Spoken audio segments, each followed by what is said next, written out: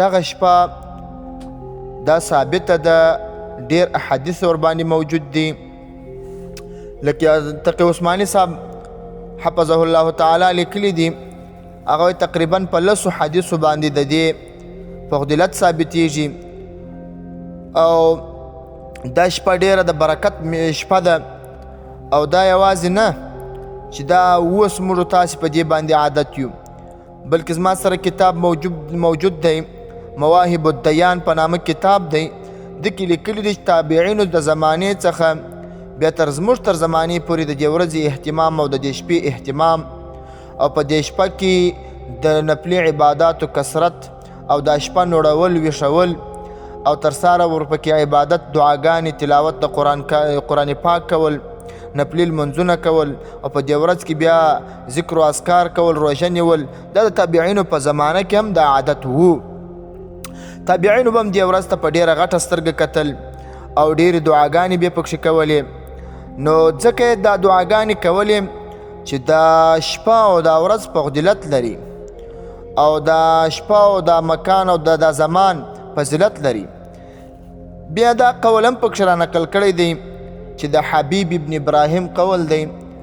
حبیب ابن ابراهیم فرمایي وایي کله چې وخت شرف پیدا کی، چې وخت شرف پیدا کوي، عمل خپل شرف پکښې پیدا کوي. کله چې دا شپه فضیلت لري او د شپه کې عمل خپل فضیلت ورسره پیدا کوي، په دې شپه کې ذکر او اذکار خپل فضیلت ورسره پیدا کوي، خپل کثرت د ثواب ورسره راځي. بیا دا قول پکښې را نقل کړی. او بیا علماو تقریبا مختلف نفلیات را نقل کړي دي، ولو که دغه نفلیات او یا المنځونه او یا د تلاوت د قرآن دا منسوسي نه دي. په احادیث کې دا نه دي راغلي چې خامخا به دومره رکوعات قرآن پاک وایه، یا به دومره رکعتونه نفلیات کوي، یا به دومره واره سورة یاسین وایه، دا به وایه، دا نه دي راغلي. خو بیا دا د اولیاو تجربې دي، د اولیاو تګلارې دي، اولیاو په دې لارو او په دې کیفیاتو کې خوندونه پیدا کړي دي، بیا هغه اولیاو هغه طریقه بیان کړي وي.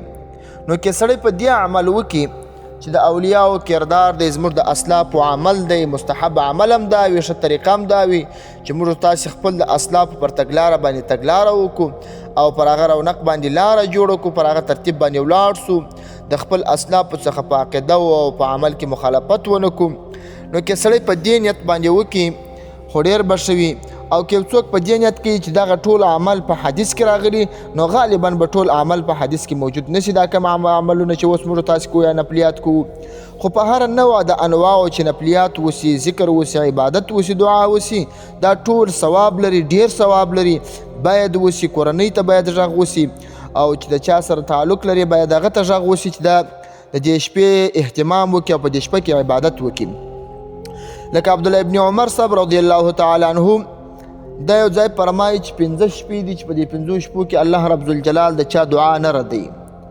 په هغه 5 شپو کې یوه شپه د برات شپه راخیستې، د 15 شپه چې د 15 په شپه باندې هم که چا دعا وکړه، الله رب الجلال به هغه دعا قبلوي.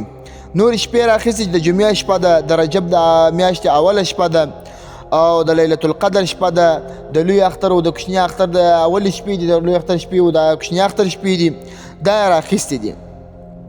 یوه شپه پکښې د برات د 15 شپه ده چې په دې کې دعا نه ردېږي. نو کوشش وکړئ چې په دې شپه کې عبادت وکړئ، ډېر ذکر وکړئ، د قرآن پاک تلاوت وکړئ، خیر و خیرات وکړئ. او دا عرض د اعمالو چې الله رب الجلال ته زموږ ستاسو عملونه عارضېږي، دا عرض د اعمالو تقریبا 3 قسمه دی. یو عرض د اعمالو دا دی چې په اوته کې الله رب الجلال ته اعمال پورته کېږي. هغه په اوته کې 2 ورځې دي، یوه د دوشنبې ورځ ده، یوه د پنجشنبې ورځ ده، صحیح حدیث ورباندې موجود دی. او یوه بیا په هر کال کې عمل پورته کېدل دي. په هر کال کې چې عمل پورته کېږي، هغه د 15 په شپه باندې د انسان هر عمل پورته کېږي. او یو بیا اعمال پورته کېدل دي هر ورځ، هغه ملائکه علیهم الصلاة والتسلیمات ملائکه کوي چې هغه زموږ سره راسره ملائکه دي، هغه کتابت او لیکنګه چې کوي، هغه ملائکه عرض د اعمالو کوي.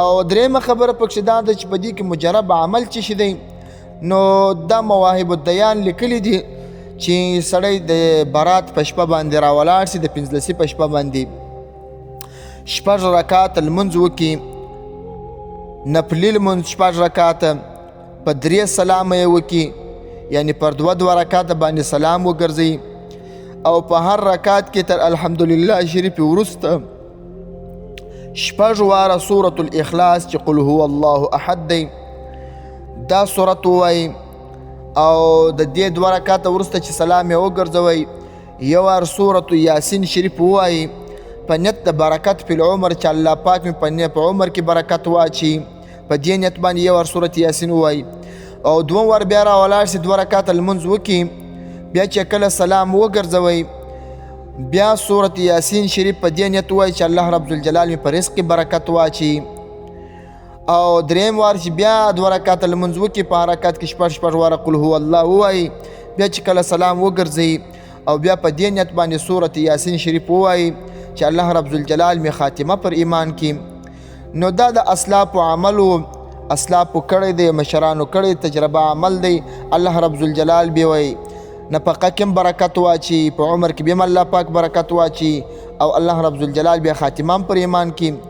داسې نو ډیر اعمال راځي، ډیر داسې اسکار راځي چې د علماو ورپکې تجربه ده، رد به څوک نه ور باندې کوي. ښه خبره دا ده چې پر اسلافو رد ونه سي. که یو سړی دا وایي چې دغه په حدیثو کې دا چې اوس ما درته ویل دا په حدیثو کې ثبوت لري که نه، غالبا به د دې ثبوت په حدیثو کې نسی پیدا، خو د اسلافو د تابعینو او د مشرانو علماو عمل دی، د هغو تجربه ده او د هغو تګلاره ده، د فیض او د برکت خالی نه ده، نفلي عبادت تم دی، تر څو چې الزام نه وي ور باندې لګول سوی. دا ډیر شوي ثوابونه پکښې وي چې هر څوک یې وکړي الله پاک ثواب ورکوي.